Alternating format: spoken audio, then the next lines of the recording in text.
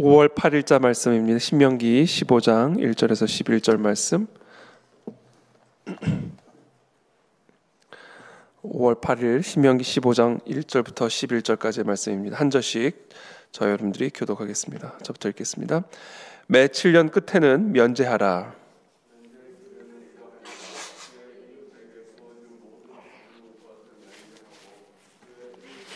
그 형제에게 독촉하지 말지니 여호와를 위하여 면제를 선포하였습니다. 이방인에게는 네가 독촉하려니와 네 형제에게 구워준 것은 네 손에서 면제하라. 듣고 내가 오늘 네게 내리는 그 명령을 다 지켜 행하며 네 하나님 여호와께서 네게 기업으로 주신 땅에서 네가 반드시 복을 받으리니 너희 중에 가난한 자가 없으리라. 네 하나님 여호와께서 네게 허락하신 대로 네게 복을 주시리니 네가 여러 나라에 꾸어줄지라도 너는 꾸지 아니하겠고 네가 여러 나라를 통치할지라도 너는 통치를 당하지 아니하리라. 어느 성읍에서든지 가난한 형제가 너와 함께 거주하거든 그 가난한 형제에게 내 마음을 완악하게 하지 말며 네 손을 움켜쥐지 말고 반드시 네 손을 그에게 펴서 그에게 필요한 대로 쓸 것을 넉넉히 구워주라. 삼가 너는 마음에 곧 이르기를 일곱째 해 면제년이 가까이 왔다 하고 내 궁핍한 형제를 악한 눈으로 바라보며 아무것도 주지 아니하면 그가 너를 여호와께 호소하리니 그것이 네게 죄가 되리라.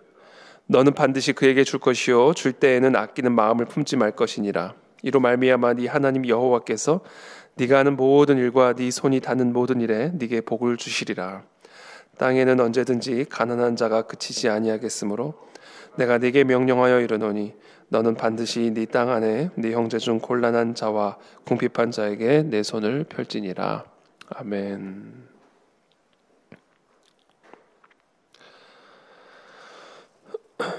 네, 면제 규례에 대해서 오늘 말씀해 주시죠. 2절의 말씀입니다. 그의 이웃에게 구워준 모든 채주는 그것을 면제하고 그의 이웃에게나 그 형제에게 독촉하지 말지니 이는 여호와를 위하여 면제를 선포하였습니다. 이방인에게는 네가 독촉하려니와 네 형제에게 구워준 것은 네 손에서 면제하라.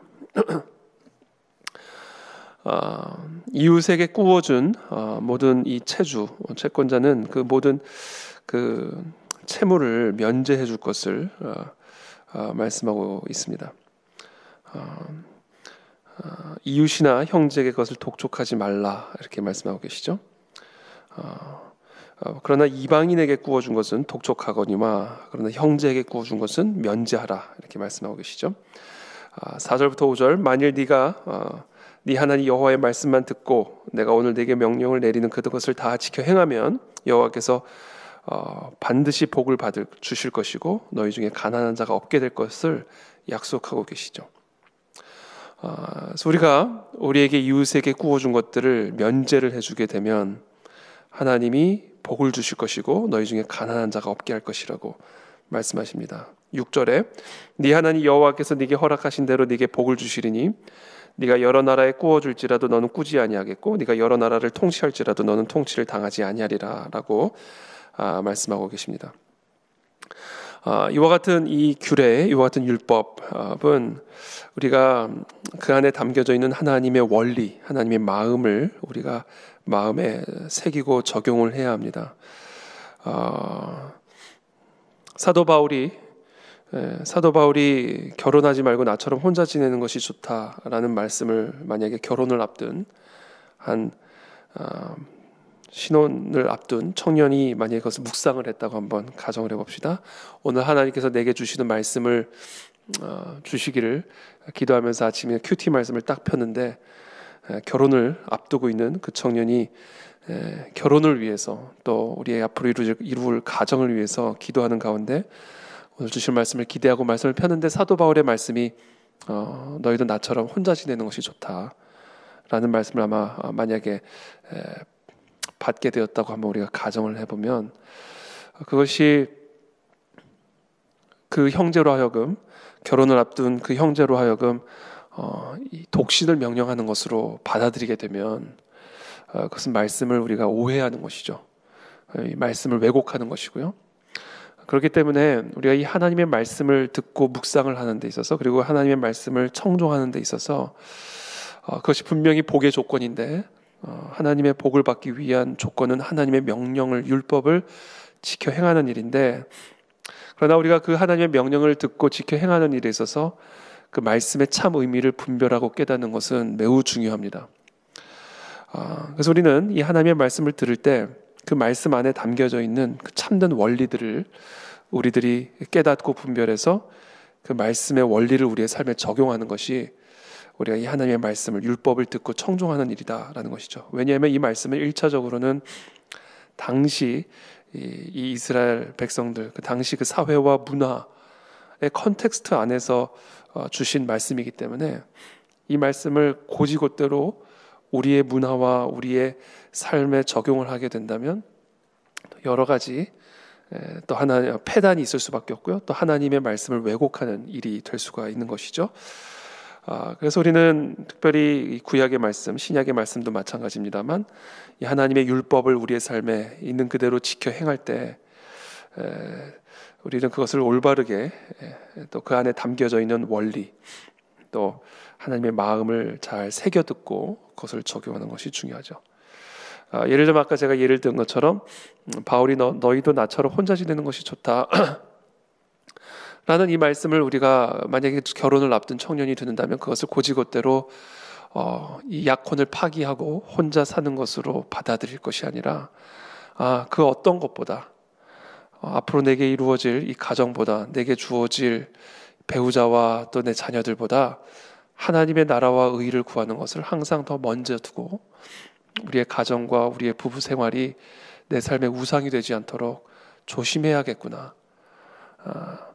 라는 그런 마음. 그래서 내가 이 모든 것을 포기할지라도 하나님만 사랑하고 하나님만 섬기겠다라는 그런 순수한 하나님을 향한 사랑과 헌신과 결단을 토대로 한 가정과 결혼 생활을 누리지 않으면 결혼을 하는 것보다 오히려 혼자 사는 것이 더 나을 수도 있겠구나. 이런 하나님의 말씀이구나라고 이제 우리가 묵상을 할 수가 있게 되는 것이죠. 그래서 우리는 이 하나님의 말씀을 우리가 묵상을 할 때 어떻게 보면 기계적으로 이 말씀을 곧이곧대로 우리에게 적용하는 것보다는 성령의 영감, 성령이 주시는 깨달음을 따라 우리의 삶에 들려주시는 그 성령의 음성이 하나님의 이 기록된 말씀을 통해서 우리에게 들려주시는 그 성령의 음성에 귀를 기울이는 훈련, 그런 깊이 있는 성령 하나님과의 교제가 반드시 필요하다라는 것이죠. 그것이 여호와의 율법을 듣고 순종하는 일에 있어서 중요하고 핵심적인 생명과 같은 일이다라는 겁니다.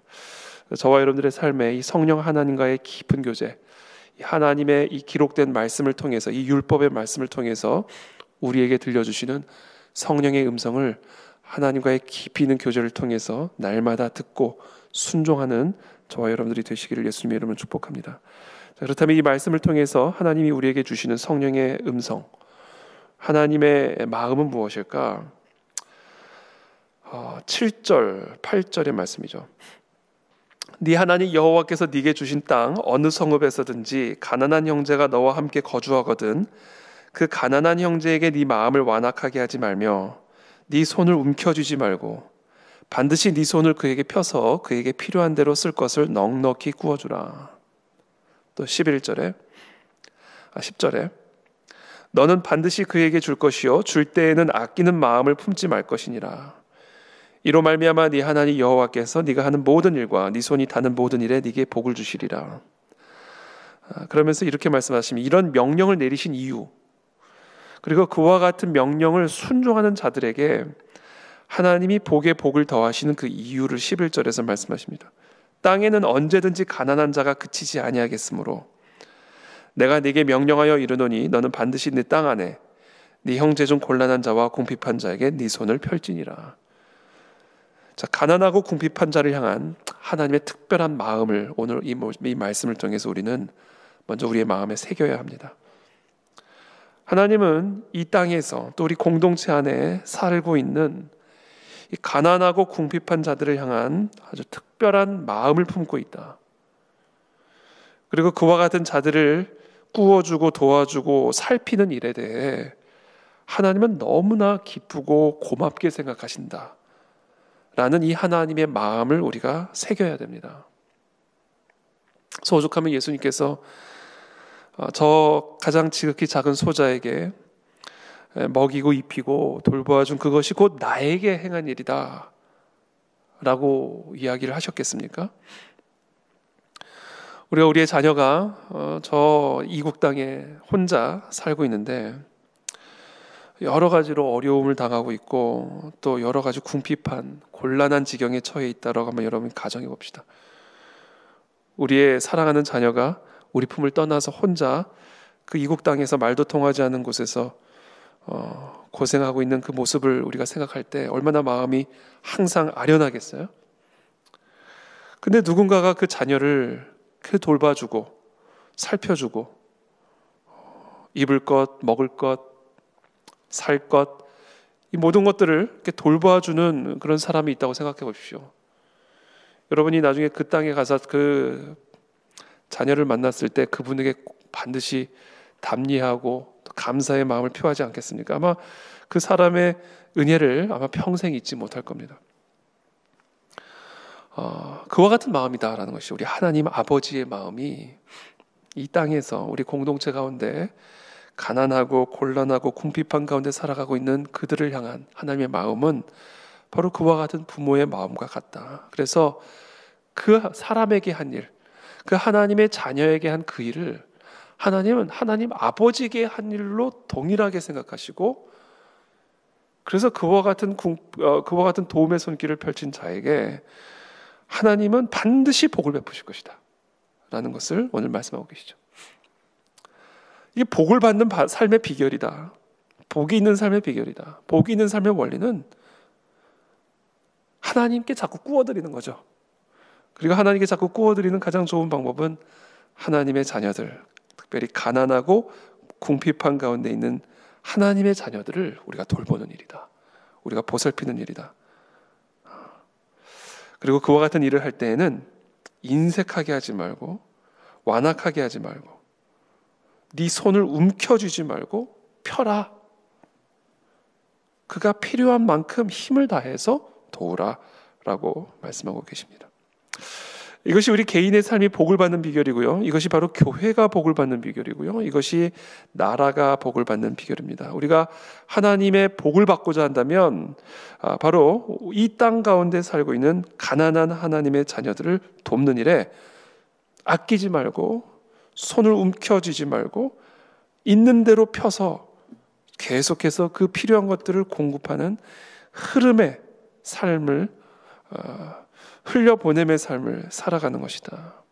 이것이 우리가 반드시 이 땅에서 사는 동안 하나님의 사랑과 은혜와 은총과 복을 받기 위해 반드시 기억해야 할 복의 원리다라는 것입니다. 이것을 우리 모두가 반드시 기억하고 이 땅에서 복을 받는 저와 여러분들의 삶이 되시기를 축복합니다. 두 번째 우리가 또 기억해야 할 것은 이방인에게는 독촉하라 이렇게 말씀하고 계시죠. 3절에 면제를 선포하되 네 이웃에게 구워준 모든 그 채무를 모든 빚을 면제해 주되 3절에 이방인에게는 독촉을 해라. 그러나 네 형제에게 구워준 것은 면제하라 말씀하시죠. 여기서 하나님은요 명확하게 이방인과 하나님의 자녀를 차별하는 것을 볼 수가 있습니다. 하나님은 차별하시죠. 하나님은 차별하십니다. 하나님 앞에 차별 금지 이런 얘기 운운하면 안 됩니다. 하나님은 차별을 하시는 분이세요. 무엇을 기준으로 차별을 하는가? 이방인과 하나님의 언약 백성을 차별하시는 분입니다. 그 원리를 이 율법을 통해서 우리에게 명확하게 말씀하시죠.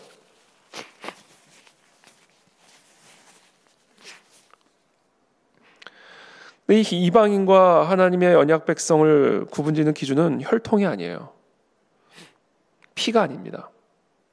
언약입니다. 언약. 이 언약을 지키는 자가 하나님의 언약 백성이고요. 이 언약을 지키지 않는 자가 이방인입니다. 아무리 우리가 그리스도인이라는 딱지를 달고 다녀도 어떤 특정 교회의 멤버로서의 명함을 가지고 다닐지라도 하나님은 명확하게 하나님의 언약 백성과 그렇지 않은 자들을 구별하시고 차별하신다. 불꽃 같은 눈으로.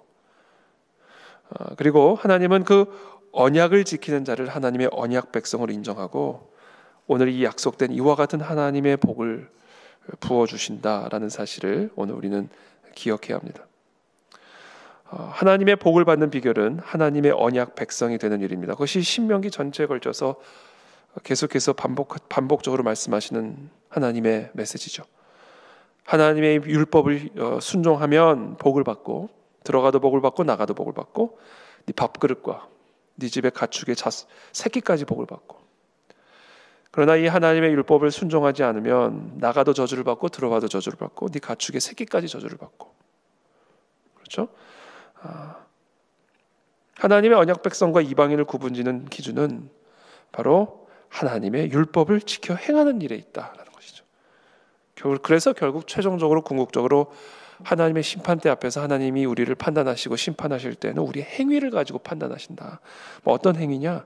이방인과 하나님의 백성을 구분짓는 기준, 밀과 가라지를 구분짓는 기준, 최종적인 판단의 기준은 우리가 뭐를 말했냐가 아니라 바로 우리가 어떻게 행했느냐를 기준으로 최종적인 최후의 심판이 이루어진다라는 것이죠.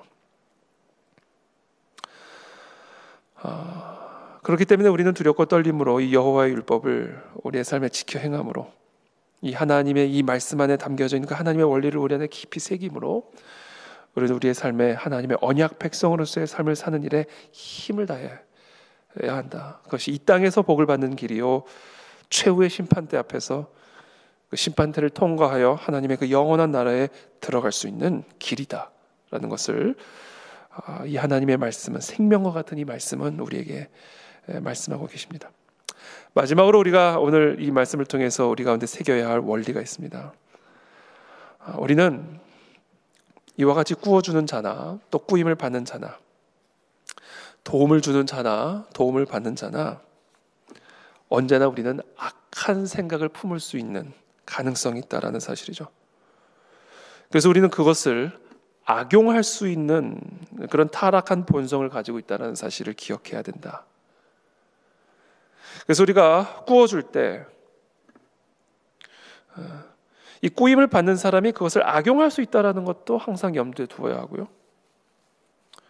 또 이와 같이 면제를 하나님께서 명령할 때 이 면제의 규례를 우리가 악용하여 7제의 면제년이 가까이 왔다 해서 궁핍한 형제를 악한 눈으로 바라보면서 아무것도 주지 않는 이런 강팍한 마음으로 대하면 안 된다.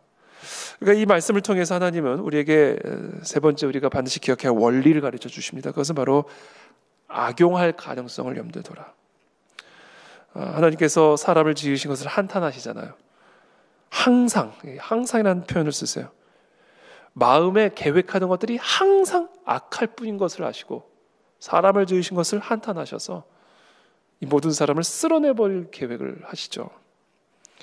이게 사람이에요. 그래서 사람은요 항상 악한 생각을 품을 수 있다. 아니 악한 생각을 품는다. 그래서 사람은 선행을 베풀 때 그 선행을 베풀 때조차 그것을 악용할 가능성이 있는 존재고요. 선행을 받을 때 이 받는 선행을 또한 악용할 가능성이 있는 존재라는 사실을 기억해야 합니다. 그래서 우리는 항상 무슨 일을 하든 뱀처럼 지혜롭되 비둘기처럼 순결하게 우리 이 모든 일들을 해야 된다라는 것이죠. 그래서 우리는 오늘 이 본문을 통해서 우리가 이 땅에서 여호와의 율법과 규례를 지켜 행함으로써 하나님의 언약 백성이 되어 하나님이 오늘 이 약속한 이 놀라운 복을 받는 아주 중요한 원리를 오늘 우리가 함께 묵상을 하였습니다. 그래서 이 말씀을 우리의 삶에 적용하면서 우리 가운데 가난하고 궁핍한 자가 항상 있을 텐데 그들에게 우리의 손을 펴는 은혜가 있게 되기를 축복합니다. 아끼지 않고 완악하지 않게 인색한 마음으로 돕지 말고 그에게 손을 펴서 필요한 대로 우리의 힘을 다하여 쓸 것을 넉넉하게 베풀어 줄 수 있는 그런 우리의 개인의 삶과 가정과 교회와 우리의 나라가 되기를 기도합니다. 또 축복합니다. 또한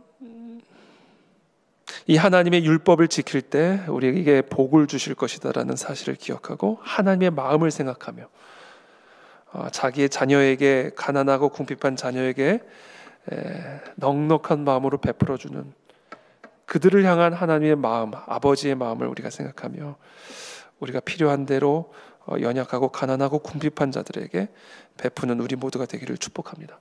그리고 또한 이 모든 것들이 악용이 될 수 있다는 것을 또한 염두에 두고 지혜롭게 성령의 인도하심을 따라 그래서 마음껏 넉넉하게 구워주되 악한 생각을 품지 않고 또 악한 생각을 품지 못하도록 우리가 이 모든 일들을 행함으로써 하나님의 복의 복을 누리는 저와 여러분들이 다 되시기를 예수님의 이름으로 축복합니다. 기도하겠습니다. 살아계신 주님 감사합니다. 오늘 주신 이 말씀을 우리들이 마음에 품고 우리의 주변 가운데 항상 있는 앞으로도 있을 가난하고 궁핍한 곤란한 지경에 처한 자들을 우리가 마음을 다해 넉넉한 마음으로 도움을 줄 수 있는 그런 하나님의 복의 통로가 되기를 원합니다. 그래서 우리의 삶에 하나님의 더 큰 복이 주어지는 하나님 그런 복된 하나님의 백성의 삶이 되어지도록 우리의 가정과 우리의 교회를 축복하여 주시옵소서. 특별히 우리 마음에는 항상 이 악한 마음이 있음을 고백합니다. 구워줄 때에도 악한 마음을 가지고 구워주기 십상이고 또 꾸임을 받을 때에도 악한 마음을 가지고 꿀 때도 많이 있음을 고백합니다. 하나님 우리에게 또 뱀처럼 지혜로운 마음을 주시고 또 비둘기 같은 순결한 마음을 주셔서 하나님이 이 명령하신 이 아름다운 율법의 원리들을 우리의 삶에 지혜롭게 그리고 넉넉하게 감당해 나아갈 수 있는 우리 모두가 될 수 있도록 은혜를 베풀어 주시옵소서. 예수 그리스도의 이름으로 축복하며 기도하옵나이다. 아멘.